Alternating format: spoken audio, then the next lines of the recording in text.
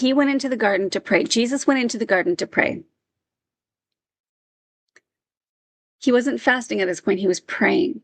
He went into the garden to pray, and he invited his closest friends to pray with him and to stay awake, to keep watch, to be alert about what was going to come down, what was about to happen, and to really to support him alongside of his grief.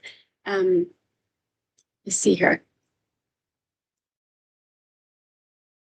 Yeah, I think that's important to recognize, is that not only did Jesus call those who were closest to him, he asked them to watch and pray and to not fall asleep. Now we know that Jesus asks the bride, he asks us to be watchful, to not fall asleep, like in the parable of the 10 virgins. He tells us, in all the parables actually, he tells us to be sober and to be vigilant and to be aware of the times that we're in. Now, if you compare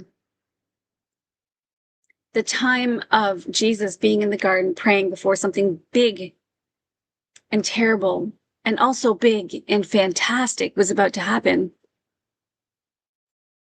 and he was grieving and he was mourning and wanting those who were closest to him to grieve and mourn with him, doesn't that kind of sound like what we're going through now?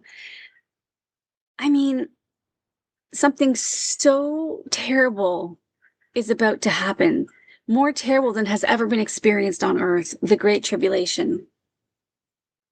And yet something so beautiful is about to happen too. At the same time, the bride is going to be reunited, or just united to her bridegroom.